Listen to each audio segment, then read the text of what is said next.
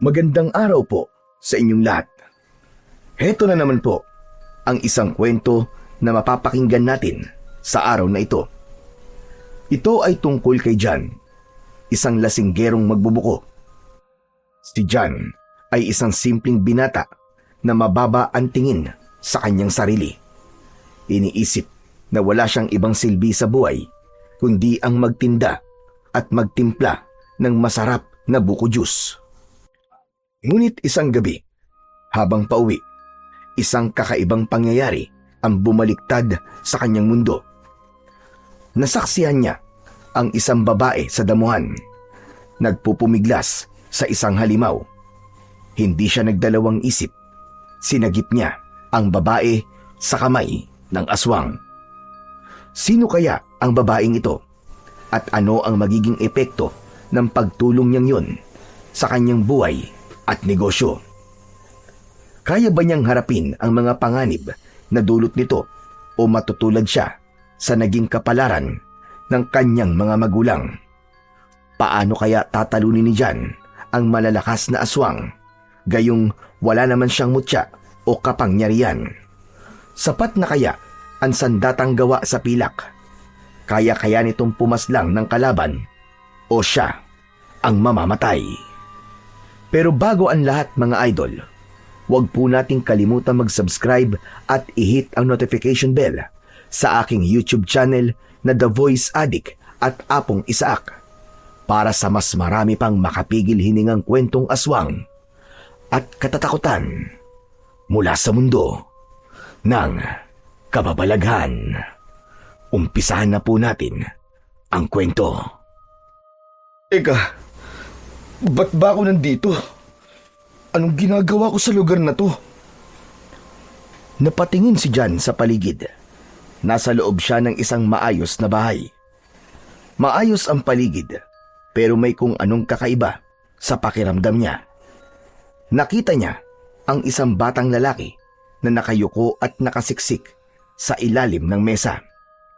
Tahimik lang ito. May nakasabit na bawang sa leeg nito, parang kwintas. Marami ring bawang sa paligid ng mesa kung saan siya nakatago. Maya-maya, nakarinig si John ng malakas na alulong mula sa labas, parang alulong ng aso. Maliban doon, may iba pang ingay na nanggagaling sa labas, parang may kumakalmot sa dingding, paulit-ulit, parang may kuko na dumudulas sa kahoy. Minsan mabagal, minsan mabilis. May mga bahagi din ng dingding na parang nasisira na. May malalakas na tunog din na parang may tumatalon sa bubong. Ramdam ni John na gumagalaw ang bahay sa lakas ng bawat yabag. Napatitig siya sa bata. Nakatitig din ito sa kanya. Nanginginig. Umiiyak na. Parang walang boses. Nandyan na naman sila, Damian. Anong gagawin natin? Talagang sinusubukan ng mga aswang na yan ang pasensya ko. Sumusobra na sila. Ngayong gabi, hindi na ako basta-basta mananahimik na lamang. Sandali, Damian. Anong gagawin mo? Huminahon ka! Pumunta sa kusina si Damian at pinulot ang bolo na nasa ilalim ng lababo. Kinuha niya ang hasaan at dali-daling pinatalim ito ng gusto. Pinakatitigan, hinaplos ang mga simbolo sa hawakan at talim nito. Parang awa mo na, Damian. Kung ano man ang binabalak mo, huwag mo nang ituloy. Hindi natin sila kaya. Hindi natin sila katulad. Hayaan mo na lang. Aalis din naman ang mga yan mamaya. Aalis? Tapos babalik ulit? Paulit-ulit na lamang tayong tinatakot. Nabubuhay na tayo sa takot, Imelda. Ayoko na. Hindi pwedeng ganito na lang palagi. Visit yung mga aswang na yan. Akala nila, matatakot ako sa kanila. Pero Damian, paano naman kung mapahamak ka?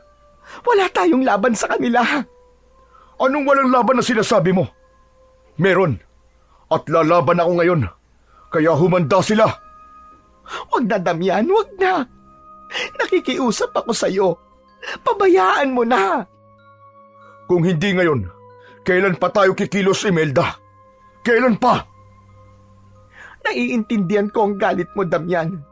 Pero ang iniintindi ko lang naman ay ang pamilya natin. Paano kung masaktan ka? Paano kung mapatay ka nila? Paano kami ni Jan? Gagawin ko to para sa inyo. Para sa pamilya natin. Dahil mas lalong hindi tayo ligtas kung palagi na lang tayong matatakot sa kanila. Kaya kailangan ko na silang harapin. Wala na akong ibang pagpipilian pa.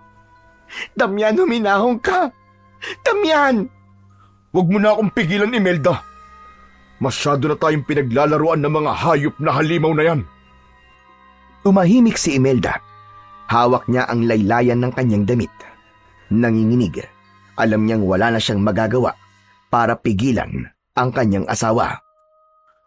Kung mamamatay man ako ngayong gabi, sisiguraduhin kong hindi ako mamamatay ng duwag. Tay! Tay, wag po! Huwag kayong lumabas! Sumugod si Jan at hinawakan ng braso ni Mang Damian, pero bigla siyang napatingin sa kanyang mga kamay. Nagulat siya. Hindi niya nahawakan ng kanyang ama. Dire-diretso itong lumabas ng bahay. Isinarado nito ang pintuan. Lumapit siya sa kanyang ina. Sinubukan niya itong yakapin, pero hindi rin niya magawa. Nakatayo ang nanay Imelda niya sa harap ng pinto. Pilit na pinakikinggan ang ingay sa labas.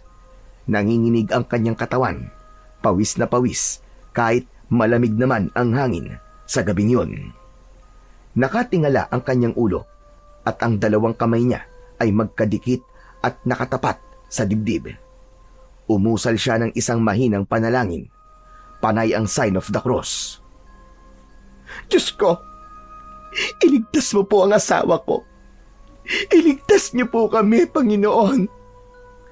Malalim ang paghinga ni Imelda. Parang nauubusan na siya ng hangin.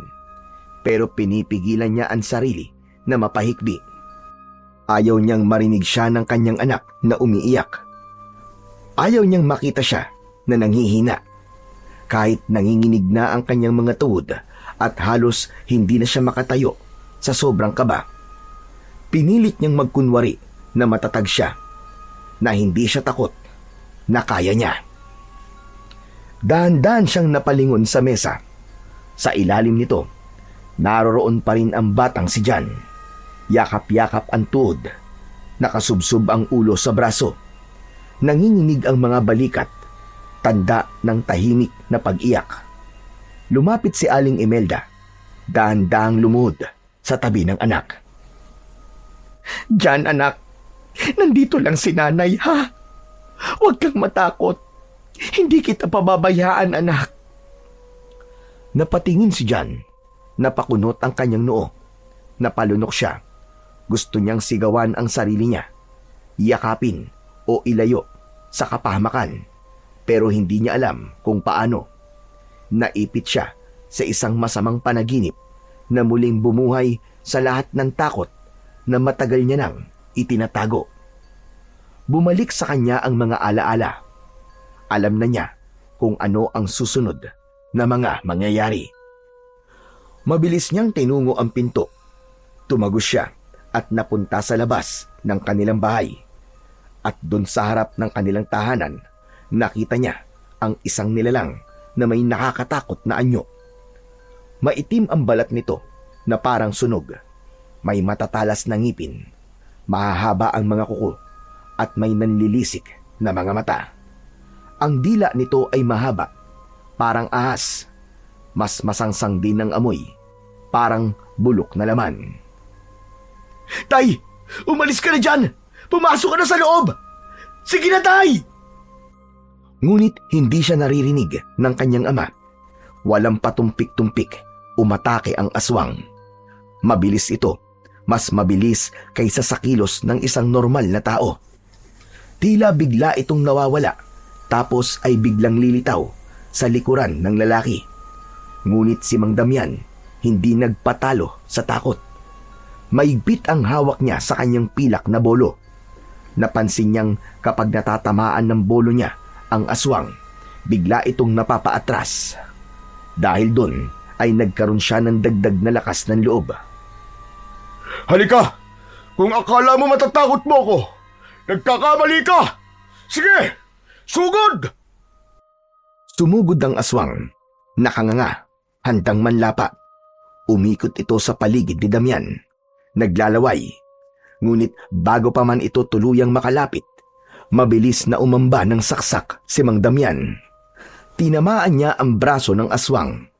Kumalat ang maitim na dugo sa damuhan. Napaurong ito at napahiyaw sa sakit. Ngunit hindi pa tapos. Ang aswang ay naging isang malaking aso.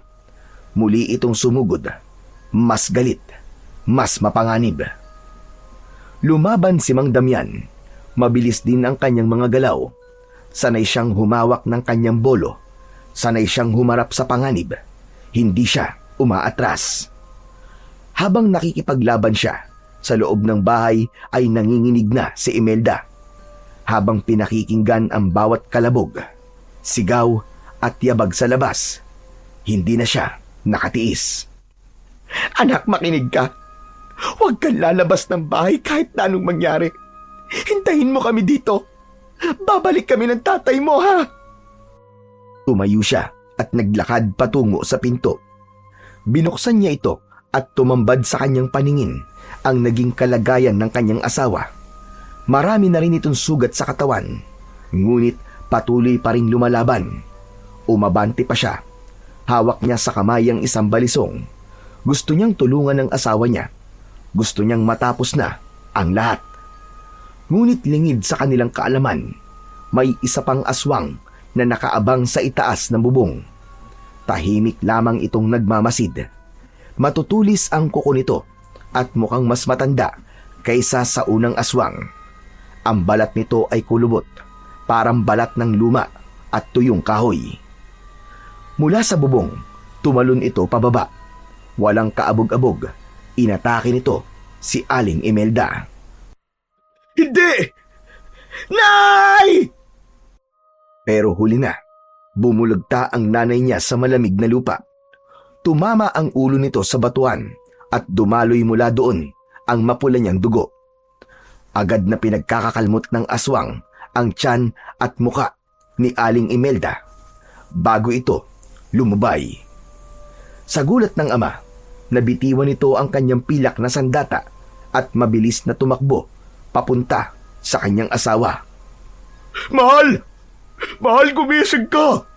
Hindi pwedeng mangyari to! Iwan, mahal! Gumising ka!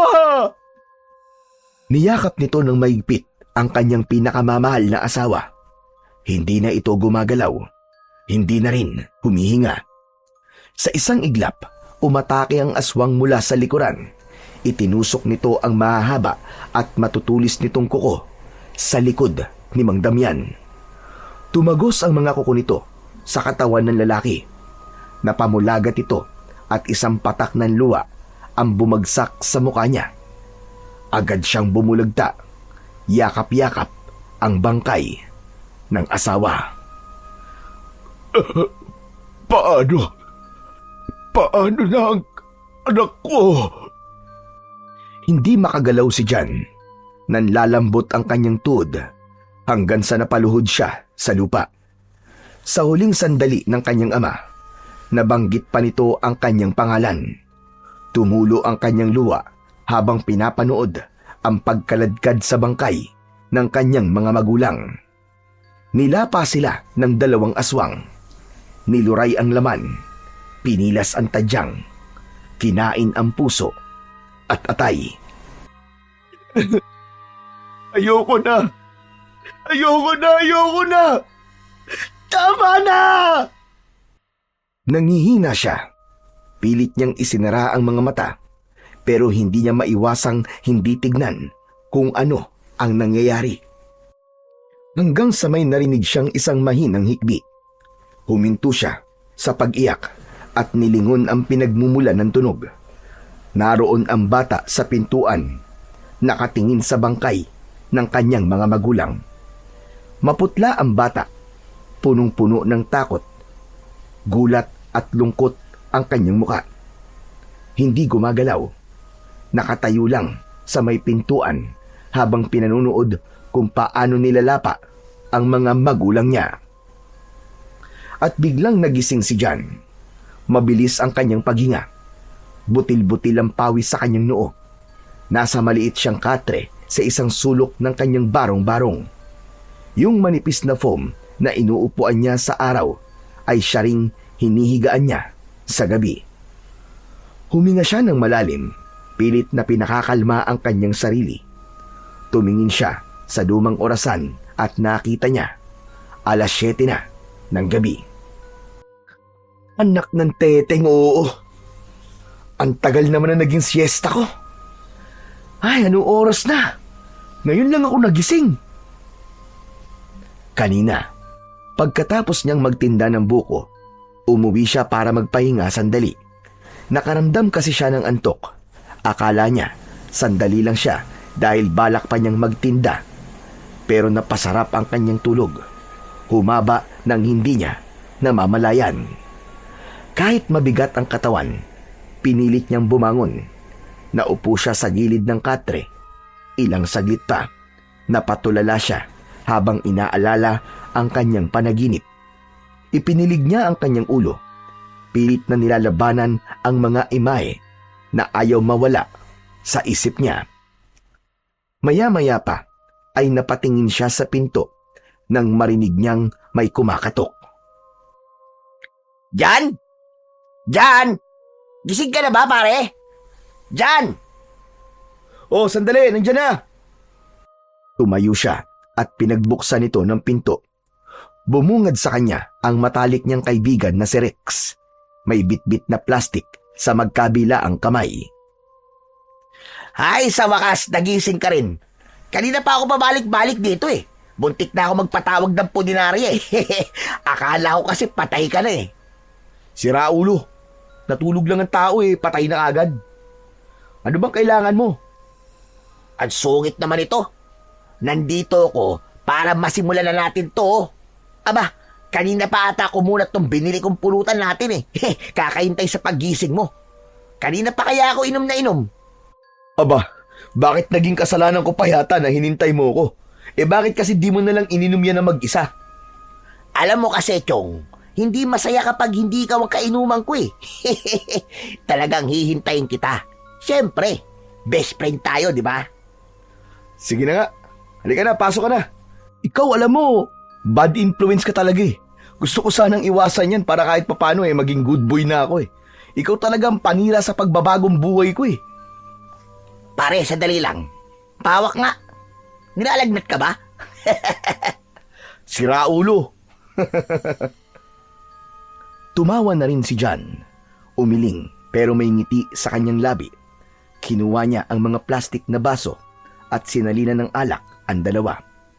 Umupo sila sa maliit na lamesa sa tabi ng isang lumang bentilador. Oh, yan ang tagay mo. Cheers, pare. Hanep pa. Pa-cheers-cheers kapag nalalaman dyan ah. Ano ka? Alta? Aba, bakit? Porke dukha ba tayo eh? Hindi na tayo pwedeng gumamit ng salitang cheers? Bakit? Nabibili ba yun ng mga mayayaman? Ang dami mo pang sinasabi. Tumagay ka na lang. Shot puno!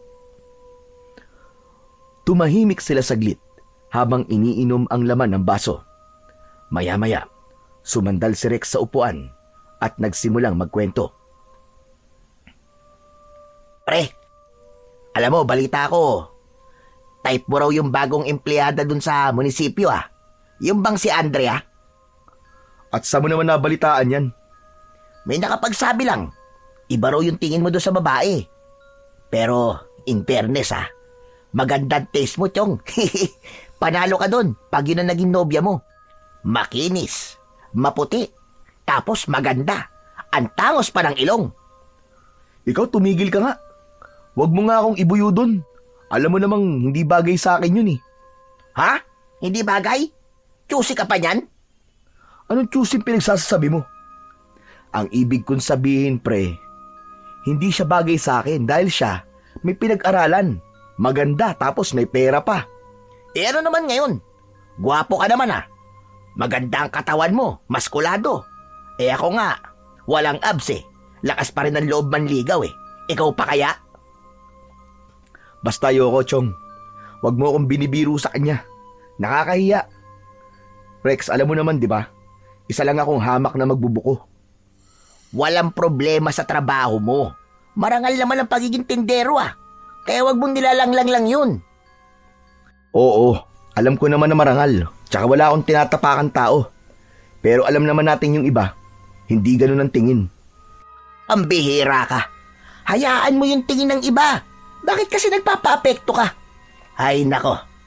Siya nga pala. Alam mo bang nalaman ko na walang syota si Andrea? Baka ikaw yung hinihintay niyang dawan. Kaya kung ako sa'yo, magda moves ka na. Engot, di nga ako magugustuhan nun. Paano naman siya magkakagusto sa akin? Bukod sa magbubuko lang ako, lasinggero pa. Wala naman akong silbi. Wala akong ibang alam gawin kundi ang magbiyak at magtimpla ng masarap na buko juice. Bukod dun, ano pang alam kong gawin? Lumaklak ng alak. Ano pa? Wala na. Sige nga, sabihin mo sa akin kung paano niya ako magugustuhan, Aber. Alam mo, Chong, ang mali sa'yo? Minamaliit mo palagi ang sarili mo. Hindi mo nakikita kung gaano ka kaayos kung gugustuhin mo lang. Oo, lasinggero ka, pero mabait ka naman Hindi ka naman tulad ng iba dyan na mayayabang at hindi marunong makisama. Saka hindi lahat ng lalaki marunong magpakumbaba at magsikap ng ganyan. Ay, ewan. Di ko alam, Rex. Minsan kasi parang wala na talaga akong direksyon Para bang kahit na anong gawin ko, palaging may kulang. Pare, normal lang yan. Pero hindi ibig sabihin na wala ka ng kwentang tao. Tumingin ka nga sa salamin. Mukha ka bang wala ng pag-asa? Hindi naman. Mukha lang pagod sa kalasing. Yan ang sinasabi ko sa'yo Ano, bukas tulungan kita Diskartihan mo na yung si Andrea. Aba, baka maunahan ka palang iba. Ayoko, Chong, ayoko. Nahihiya talaga ako. Ayaw mo ba talaga? Kasi kung ayaw mo, pwede namang ako na lang Ay, wag naman ganun, Chong. Ang kaywan, at hindi pwedeng mapunta kay Pedro. Ayun! Di umamin ka din sa wakas. Oo na. Para ka naman teenager na kilig dyan. Hindi bagay sa'yo.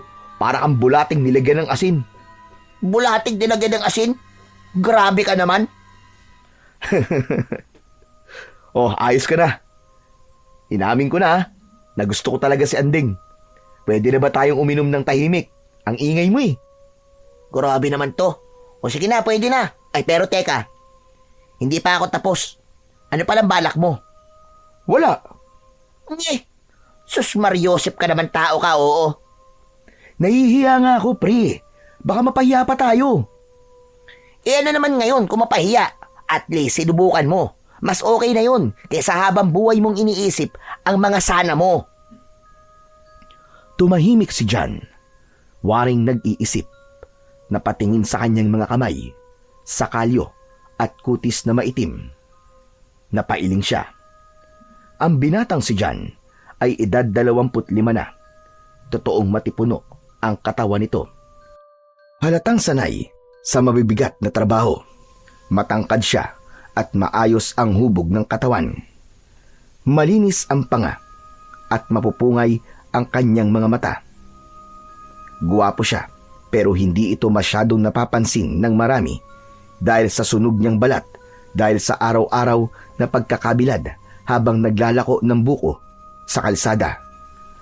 Lagi rin siyang mukhang pagod at madalas amoy panis na nyug ang amoy ng kanyang katawan.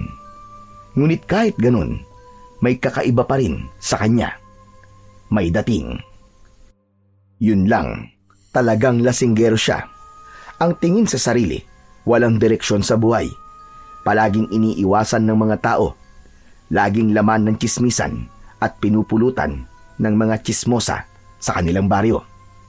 Pero si Rex ang natatanging nakakakita sa kabuuan niya na kahit marami siyang pagkukulang, mabuti siyang tao.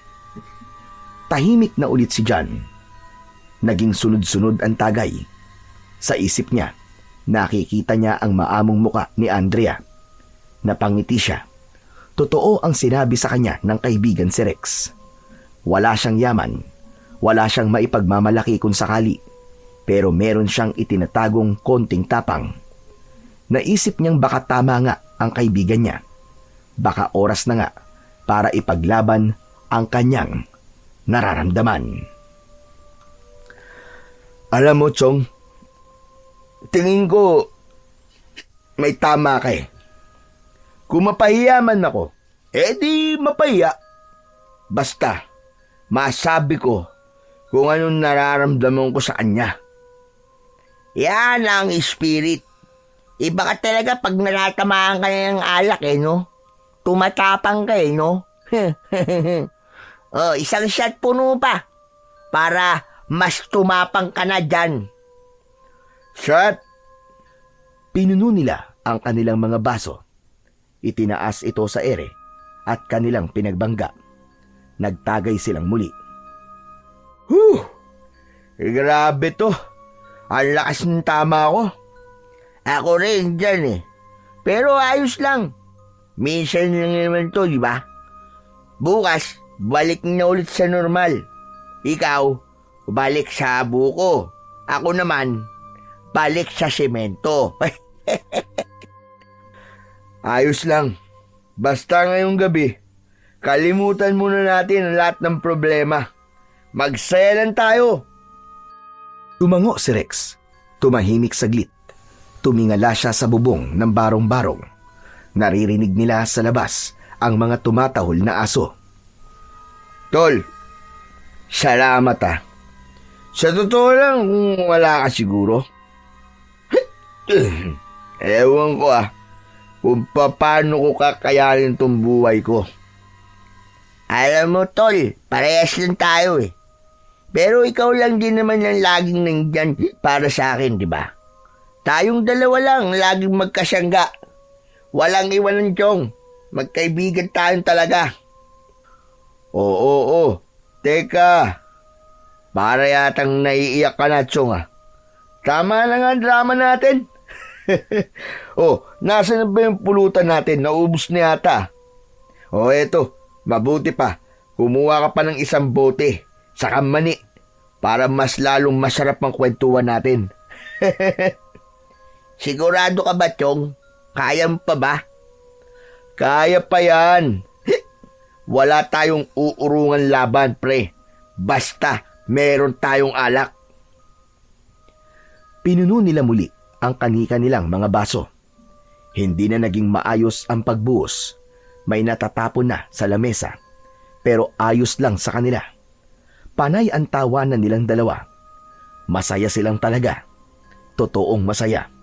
Dahil kahit papano, nakalimutan nilang sandali ang kanilang mga problema, ang lungkot at mga bangungot na nagpapalungkot, lalong-lalo na para kay John. Mabilis lumipas ang oras. Ang masiglang tawanan ay unti-unting napalitan ng katahimikan.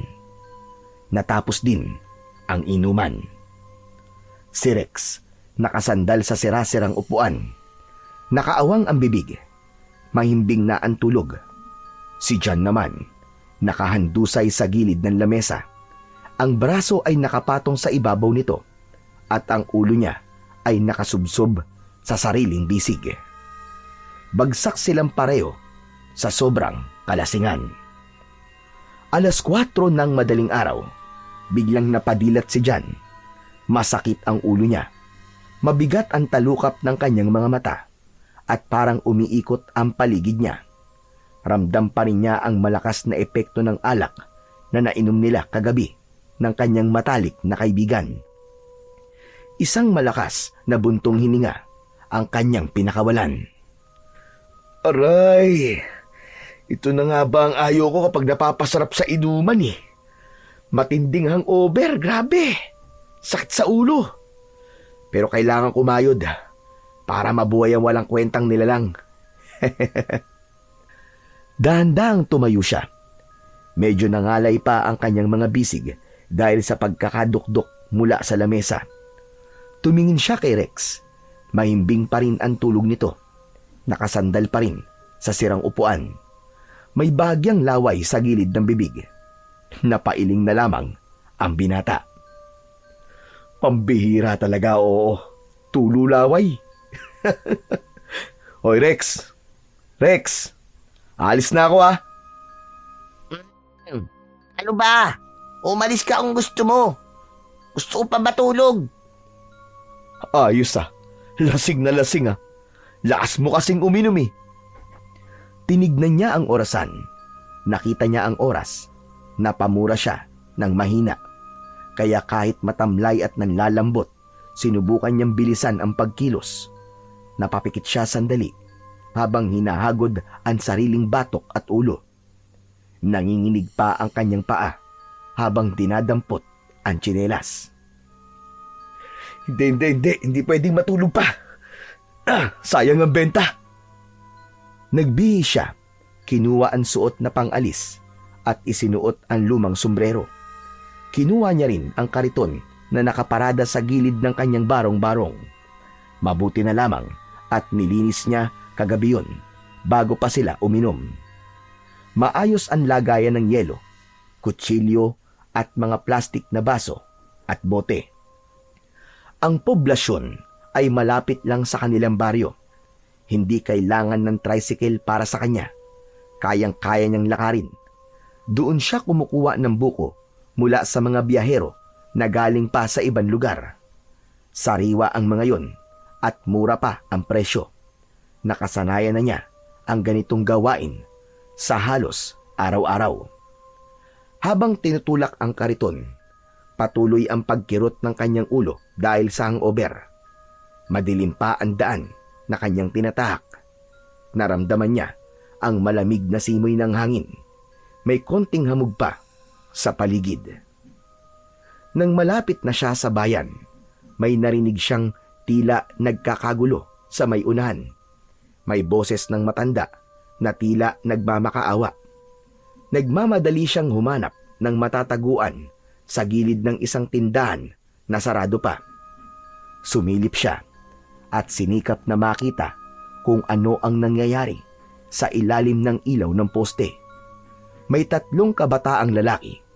Iniikot-ikutan ang isang matandang payat at mukhang matagal nang hindi nakakakain ng maayos. Lukot ang muka niya at punong-puno ng mga linya. Mahaba ang buhok niya, magulo at parang hindi na nagsusuklay ng ilang taon. May balbas din ito na makapal at puti na ang kulay.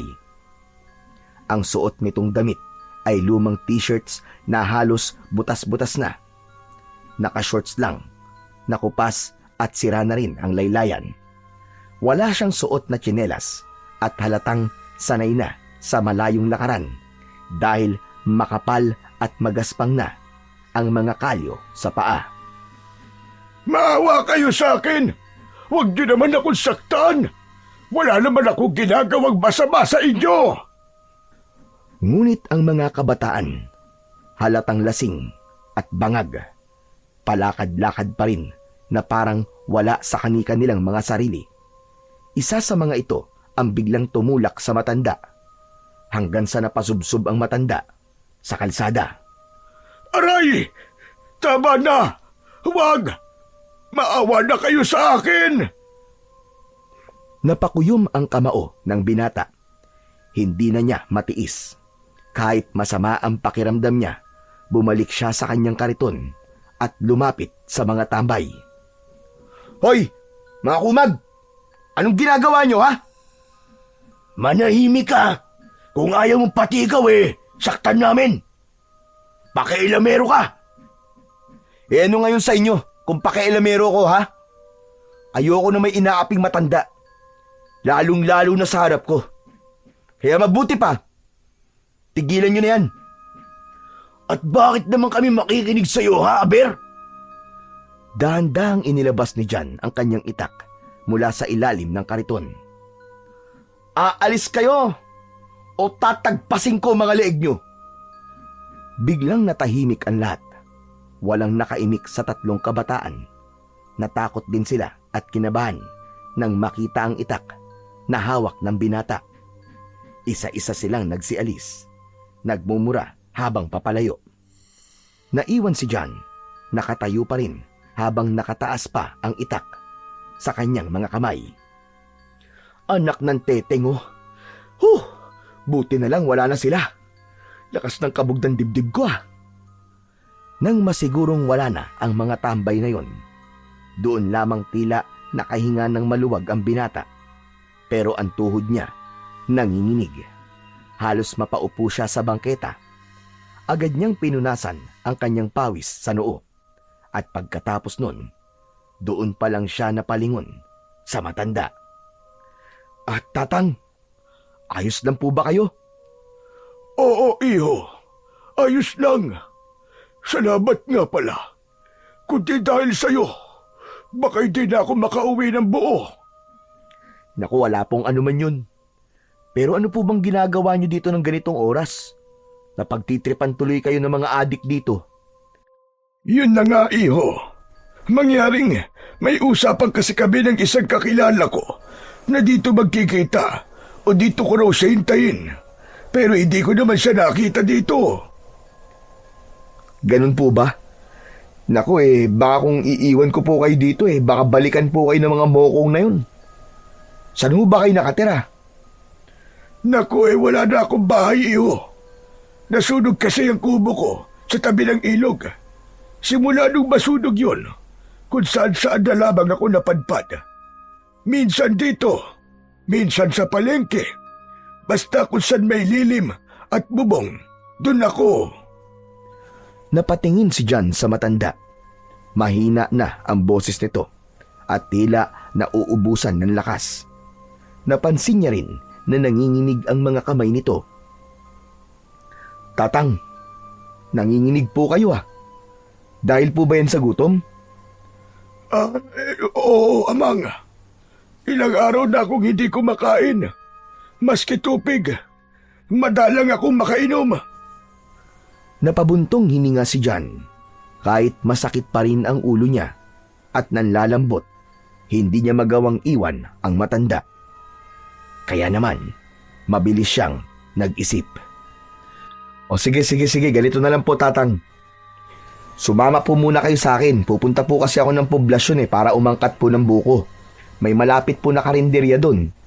Bibilang ko na lang po kayo ng kape at tinapay tapos titignan po natin kung meron po kayo doon mapagpapahingahan kahit panandalian lamang.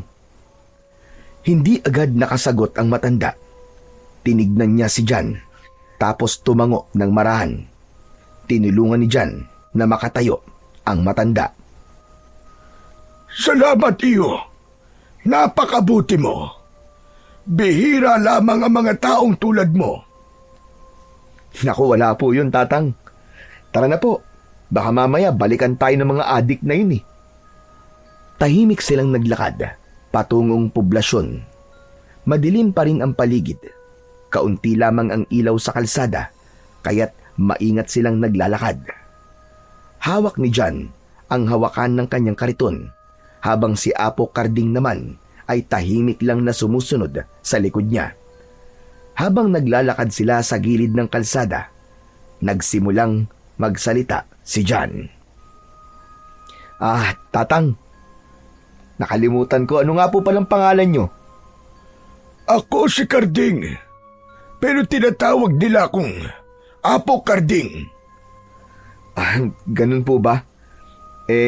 Kung ganun, yun na rin po ang itatawag ko sa inyo. Apo Karding. Buti at dumating ka talaga kanina, iyo. Sakto yung paglabas mo ng maaga. Yung mga batang yun, wala silang magawa. Kaya nga po dumarami na po talaga mga pasaway na kabataan dito. Ibang-iba na po ang henerasyon. Kaya, payo ko po sa inyo, wag niyo na pong uulitin to. Kung makikipagkita po kayo sa isang kaibigan, mas piliin niyo po ang araw. Wag po sa gabi. Tsaka wag po kayo magpapadilim sa kalsada. Tama ka. Hindi talaga dapat. Alam nyo, ganito po talaga ako Kapag ganitong oras, gising na po ako. Minsan 4:00 o mas maaga pa po. Bumabangon na ako para makauna po ako dun sa bagsakan. Kumusta naman ang buhay mo? Hindi ka ba nahihirapan?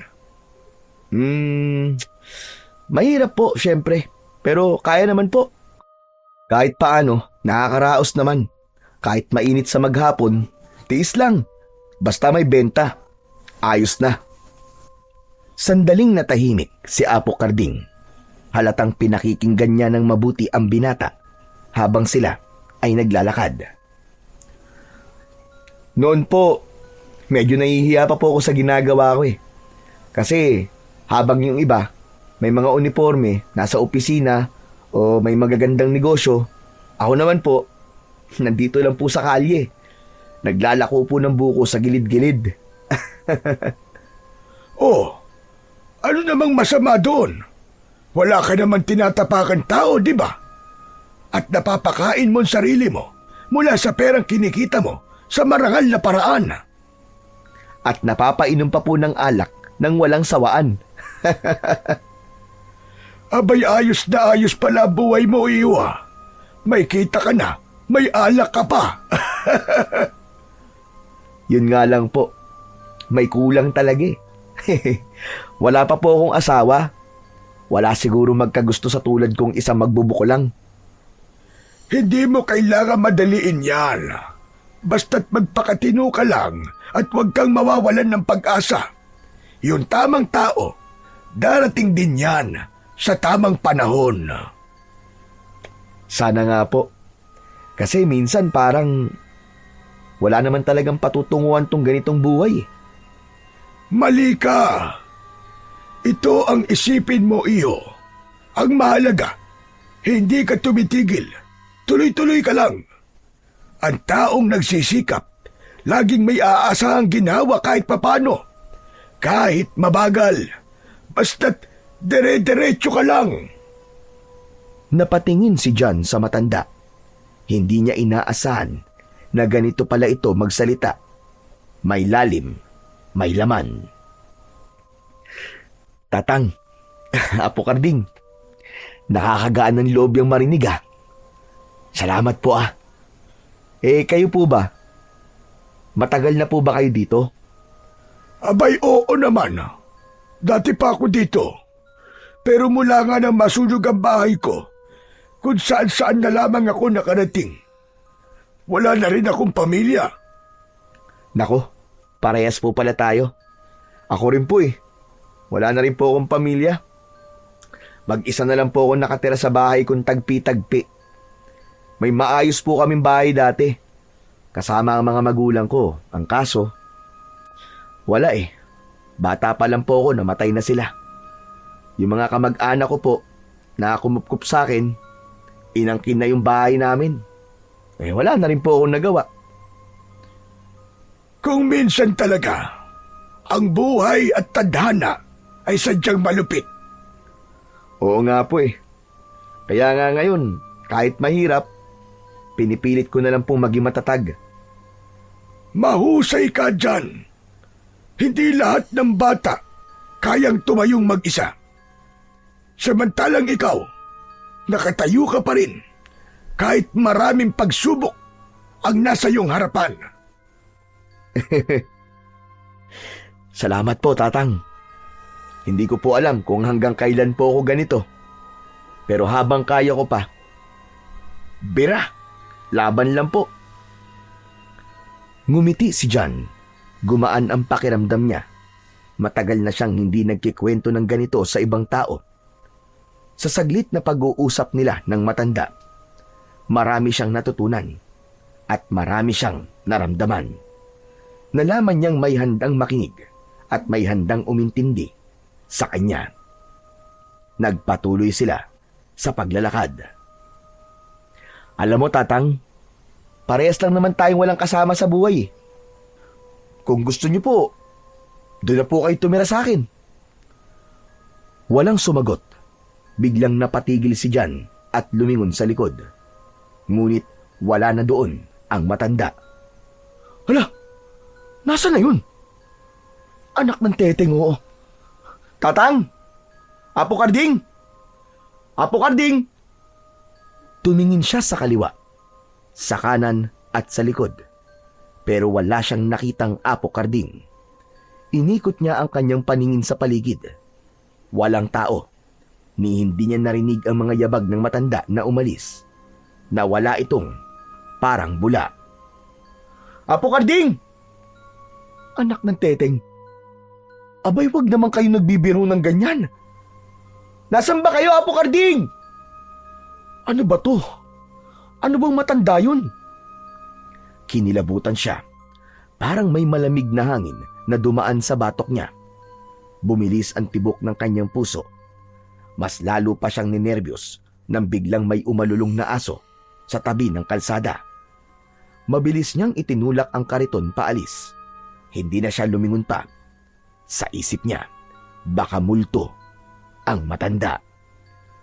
Pagdating sa poblasyon, pinilit niyang wag na lang isipin ang nangyari. Nag-focus siya sa kanyang dapat na gawin. Nakita niyang may mga biyahero na nag-aabang. Naghahanda na rin ng kanilang mga paninda. Lumapit siya sa suki niya. Pinapili na siya kagad ng mga buko. Pinili niya ang malalaki at mabigat.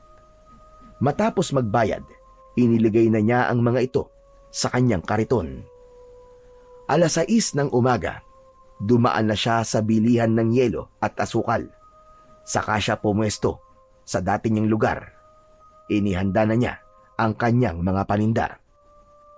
Habang nag-aayos siya, may napansin siyang bolo sa gilid ng kanyang kariton.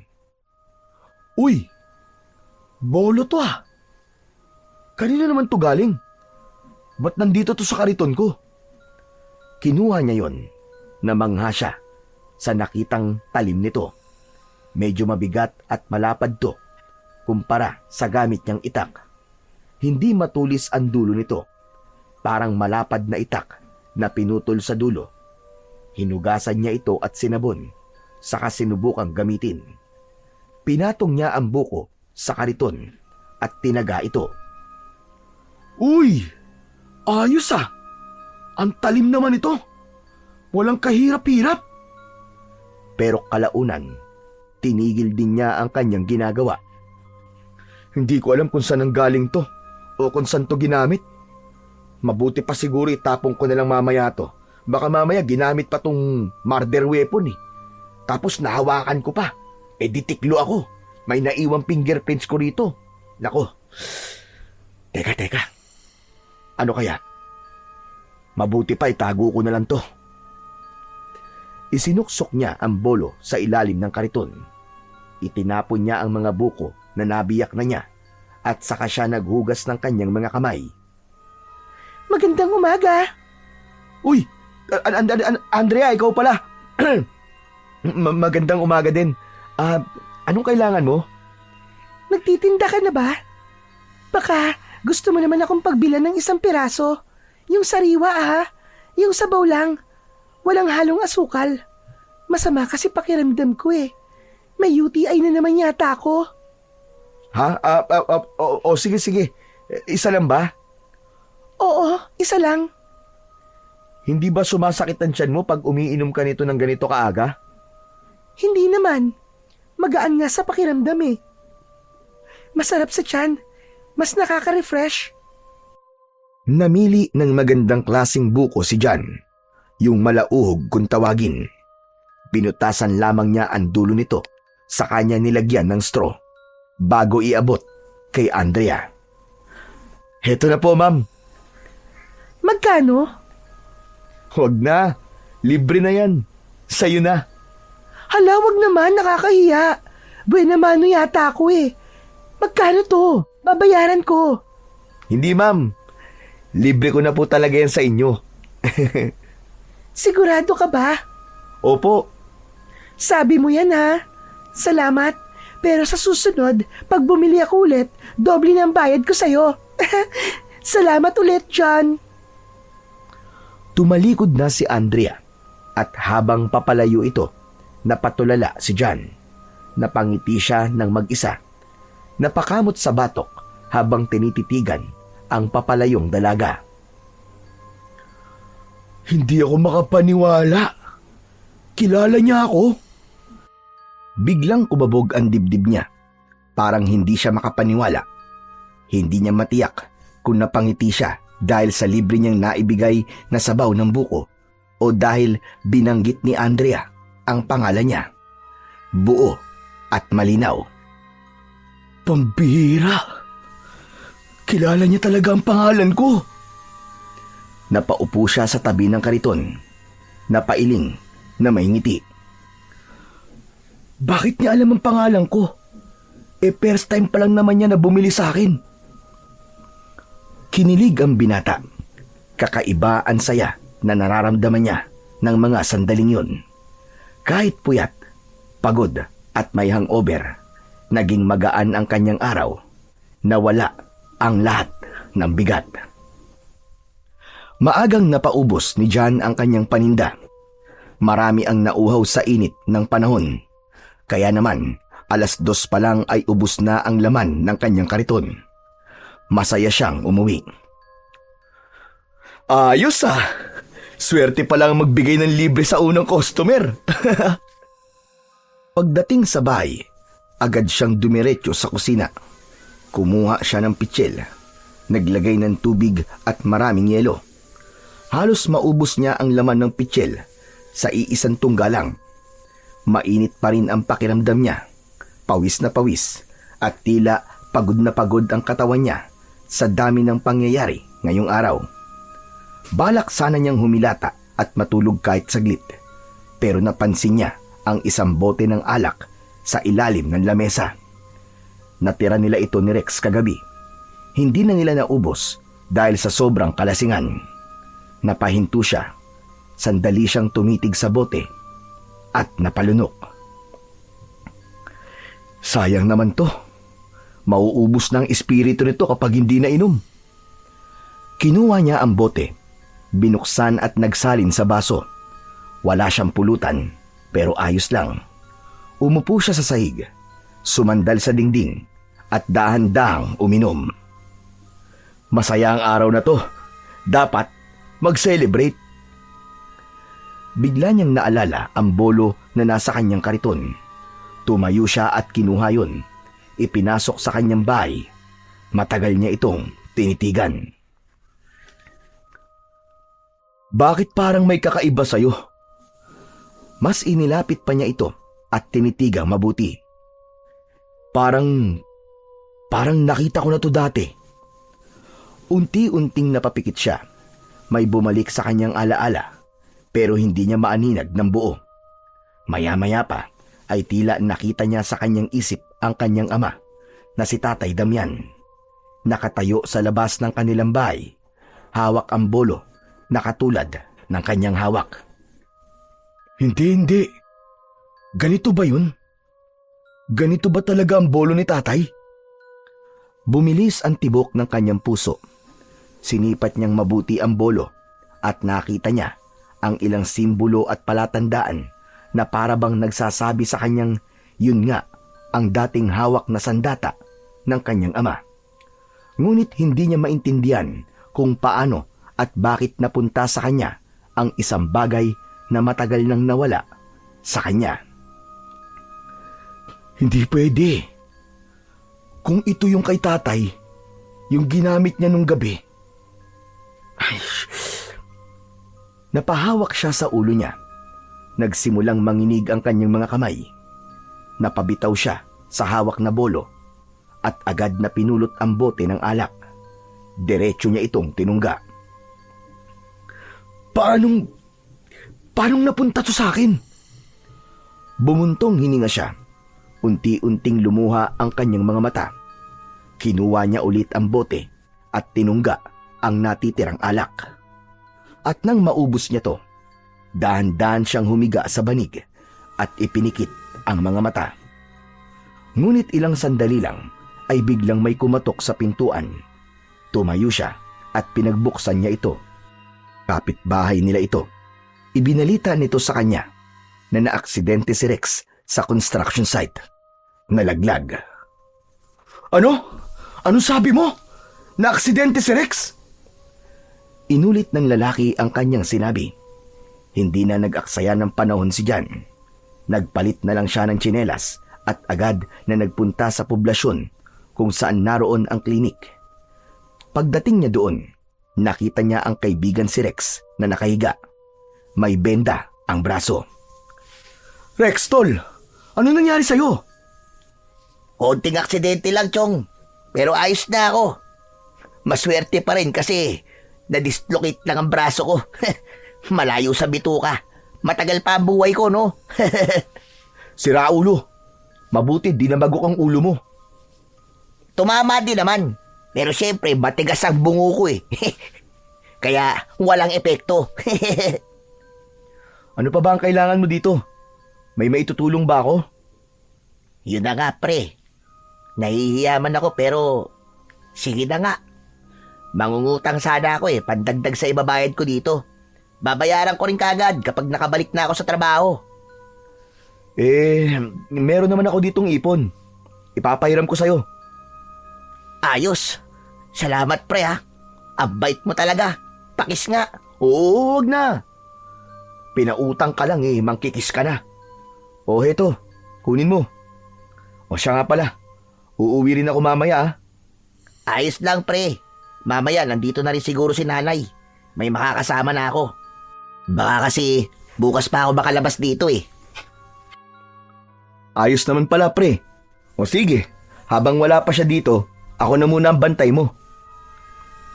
Nagkwentuhan pa sila ng konti nang masigurong ligtas na si Rex at may nag-aasikaso na. Nagpaalam na ang binata. Gabi na rin at kailangan niya ng magpahinga para sa panibagong araw ng pagtitinda. Madilim na ang paligid nang lumabas siya sa klinika. Sa kalagitnaan ng kanyang paglalakad, napahinto siya. Tinignan niya ang paligid. Medyo madilim at di sumasapat ang ilaw ng mga poste sa gilid ng kalsada. Pambihira naman kasing lugar to. Ang yaman-yaman ng munisipyo ni hindi man lang mabigyan ng pansin ng mga aandap-andap na mga ilaw dito. Ay nako, kung ako lang talaga magiging mayor dito, ilalapit ko talaga ang buwan para lumiwanag talaga. Nagpatuloy siya sa paglalakad. Paminsan-minsan ay napapalingon kapag nakakarinig ng mga kaluskos. Nung una ay hindi naman siya natatakot dahil madami pa rin namang naglalakad ng oras na yun. Ngunit nang makarating siya sa isang bahagi ng lugar na wala na masyadong tao at ang paligid o gilid ng kalye ay puro talahiban, naging malikot na ang kanyang mga mata. Lalo pa at naalala niya si Apo Karding na inaakala niyang isang multo. Maya-maya pa, may narinig siyang impit na iyak. Mahina at halos hindi marinig. Hala, ano yun? Parang may umiiyak ah. Napalingon siya sa gilid ng daan. Sa pinakamadamong bahagi, agad siyang kinilabutan. Unang naisip niya ay ang tumakbo kagad, pero bigla siyang natigilan nang mas lumakas ang iyak nun. Wag! Pakawalan mo ako! Tulong! Tulungan niyo ako! Malinaw na isang babae ang umiiyak. Sumisigaw at humihingi ng tulong. Kasunod nun ay may isang babae ang biglang lumabas mula sa talahiban. Tumatakbo ito, halos madapa. Andrea! Hindi siya makapaniwala. May lalaki sa likod nito. Mabilis ang hakbang, para bang hayok na hayok. Lumapit siya kay Andrea. Andrea, ano nangyayari? Jan, umalis ka na! Umalis ka na! Huwag ka nang lumapit! Pero hindi siya umatras kahit wala siyang dalang sandata. Kahit natatakot, tumakbo siya palapit. Hindi niya magagawang iwan si Andrea. Paglapit niya ay agad niyang dinamba ang lalaking sumusunod. Pinagsusuntok niya ito. Walang lubay, pero parang wala lang. Nang tignan niya ang mukha ng lalaki, nanlaki ang kanyang mga mata. Hindi ito tao. Mapupula ang mga mata nito. May matatalas na pangil. Kulubot at maitim ang balat nito. Diyos ko po! Aswang! Hindi siya kagad nakagalaw sa gulat. Sa pagkabigla niya, bigla siyang ibinalibag ng nilalang at siya ang napailalim. Naramdaman niya ang bigat ng katawan nito sa ibabaw niya at ang matatalim nitong kuko sa kanyang balikat. Nakatitig sa kanya ang aswang. Nakahanda na itong sagpangin siya. Ngunit bigla itong napatigil nang may isang malakas na hampas ng bato ang tumama sa ulo ng nilalang. Napahiga ito sa lupa at agad na hinawakan ng ulo. May itim na dugong dumadaloy mula dito. Halika na dyan! Umalis na tayo! Bumangon ang binata. Nanginginig. Nakita niya si Andrea na may hawak na malaking bato sa kamay. Binitiwan ito ng dalaga, saka siya hinawakan sa kamay. Tara na, dali! Umalis na tayo dito! Tumakbo sila. Napalingon si John sa nilalang. Nakita niyang tumayo ito at nagbago ng anyo. Naging isang dambuhalang aso. Itim na itim. Natigilan si John. Nanginig ang tuhod niya. Hindi siya makapaniwala sa kanyang nakikita. Pumasok sa isip niya ang gabi ng pagkamatay ng kanyang mga magulang. Ganitong ganito ang nilalang. Ganitong ganito ang itsura ng hayop na lumapa sa kanyang ama at ina. John, ano ba? Mamamatay tayong pareho kapag naabutan niya tayo. Kailangan bilisan mo na. Inila siya ni Andrea palayo. Mabilis silang tumakbo, ngunit hindi alam kung saan pupunta. Hanggang sa may isang tinig ang tumawag mula sa di kalayuan. Dito! Dito kayo! Isang matandang lalaki ang nakatayo sa labas ng isang lumang kapilya. May hawak itong kandila sa kamay. Apo Karding? Bilis! Pumasok kayo dito! Bago pa niya kayo maabutan! Mabilis silang pumasok sa lumang kapilya. Nang maisara ang pinto, isinalya ni Apo Karding ang isang kahoy na upuan sa likod nito para masigurong hindi basta-basta mabubuksan. Kapwa hingal si John at si Andrea. Parang aatakihin sa kaba. Paanong... Teka! Tao ka ba? Dahan-dahang lumapit si John sa matanda. Nakatitig sa mukha nito. Nanginginig ang kanyang mga kamay, pero lakas loob niyang hinawakan ang braso ni Apo Karding. Mainit ang balat nito. Nang masiguro niyang tao ang matanda, napaupo siya sa sahig at napasandal sa pader. Isang malakas na buntong hininga ang kanyang pinakawalan. Para siyang nabunutan ng tinik. Bakit mo tinatanong kung tao ako? Bakit? Mukha ba ako multo? Paano naman po kasi Apo Karding nung huli po tayong nagkausap? Bigla na lamang po kayo nawala eh. Wala lang. Gusto lang kitang takutin noon para masubukan kung matatag ba talaga ang loob mo sa ganung mga bagay. Pambihira naman kayo, oo. Sa tanda niyong yan, nantitip ka pa. Hayaan mo na. Gusto ko lang naman talaga mapatunayan kung matapang ka. Kaya ako ginawa yun. At masasabi kong matapang ka nga. Matapang? Muntik na nga akong inatake sa ginawa niyo eh. Teka nga ho pala. Bakit may aswang po dito sa poblasyon?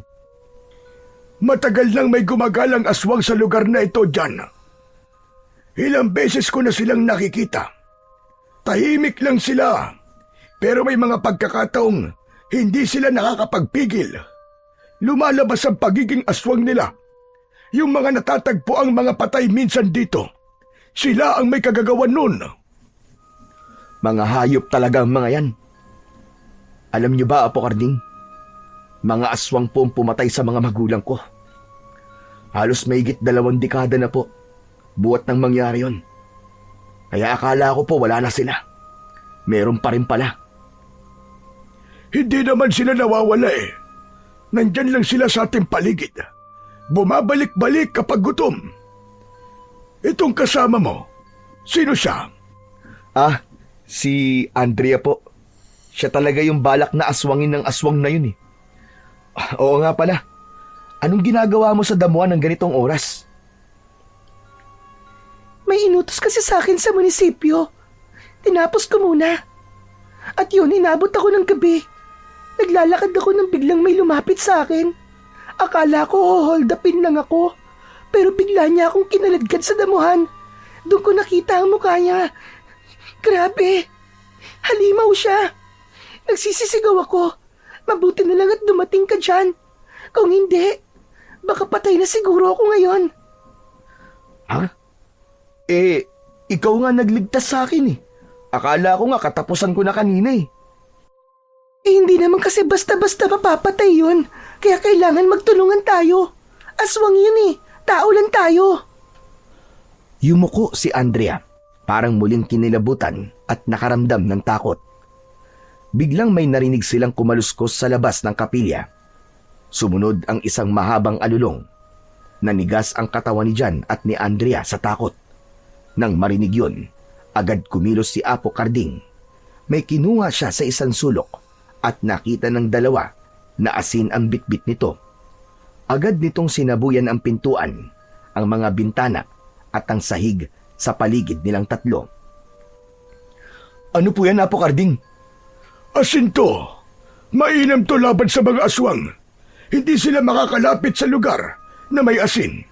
Kaya kung minsan, kapag may aswang sa paligid, ito ang ginagamit para maprotektahan ng pamilya. Naalala ni Jan ang nakaraan. Ganon din ang ginawa ng kanyang mga magulang noon. Nagsasaboy sila ng asin sa bahay at nagsasabit din ng mga bawang. Tumigil ang malalakas na alulong, ngunit biglang may kumalabog sa itaas ng kapilya. Naglalakad ito doon, pabalik-balik, mabibigat ang mga yapak. Talagang ayaw mong tumigil Anong gagawin natin, Apo Karding? Wala. Hihintayin lang natin. Magsasawa din yan. Aalis din yan kapag maisip niyang hindi niya talaga tayo mabibiktima dito. Tahimik silang tatlo sa loob. Magkakadikit, nakikiramdam sa bawat kaluskos sa labas. Ilang minuto pa ang lumipas at sa wakas, tumahimik din ang paligid. Nawala ang mga alulong, ang mga yabag, at ang ingay sa bubong. Aba, wala na po ba? Wala na. Umalis na siya. Pero wag tayong papakampante. Pwede pa siyang bumalik. Mabuti pa dito na kayo magpalipas ng gabi. Po, pero baka hanapin po ako ng mga magulang ko. Ano ba ang gusto mong harapin? Yung galit ng mga magulang mo? O yung banta ng aswang? Napatigil si Andrea sa kanyang narinig. Nangislap ang luha sa kanyang mga mata, pero tumango siya ng marahan.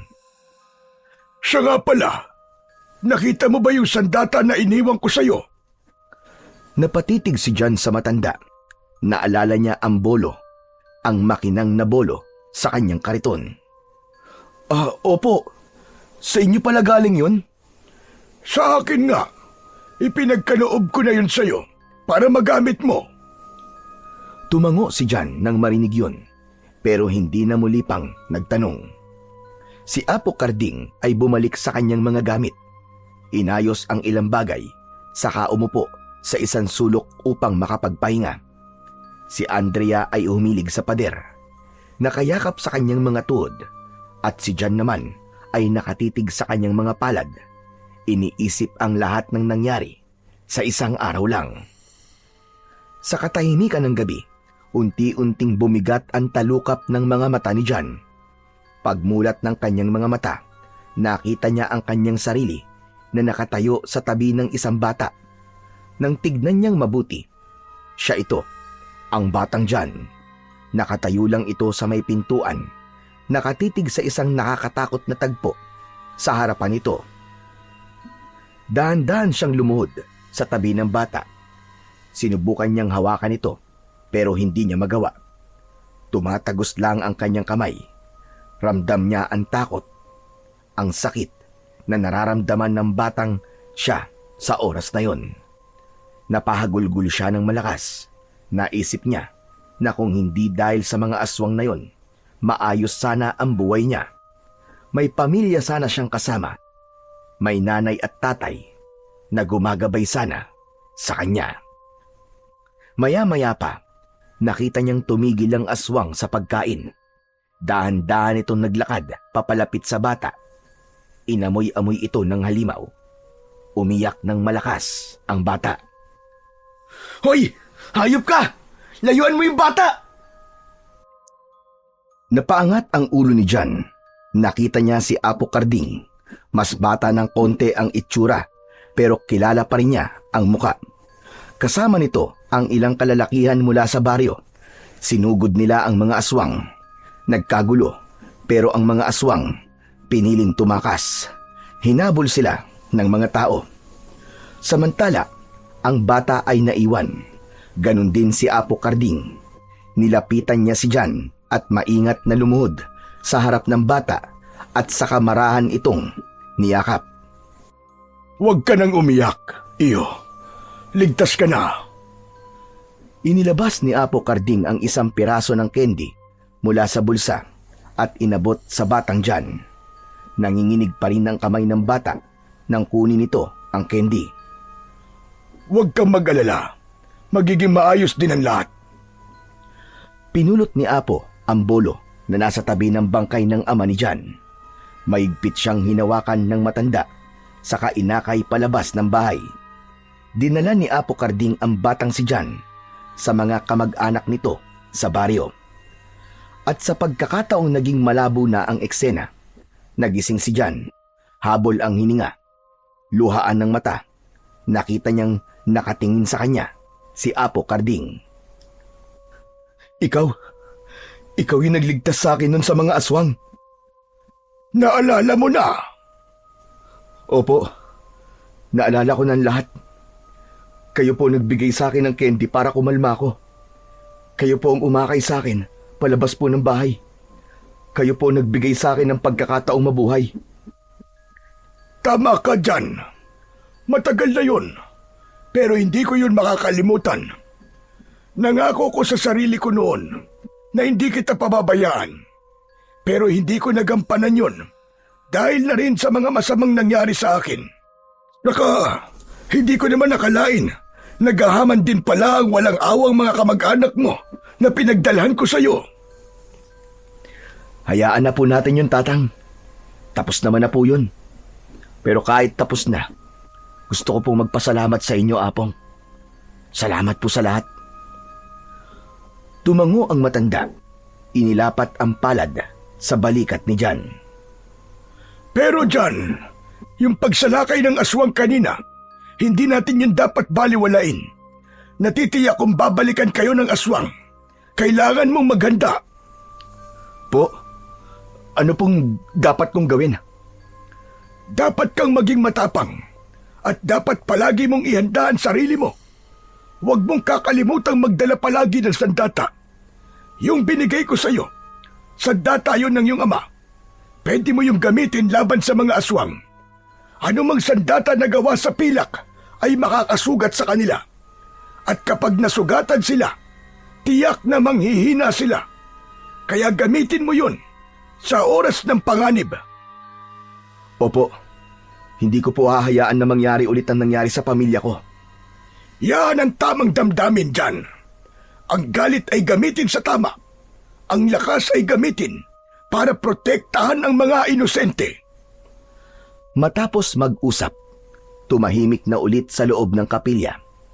Pagsapit ng umaga, inaya niya si Apo Karding na doon na lamang tumira sa kanya, pero tumanggi ang matanda.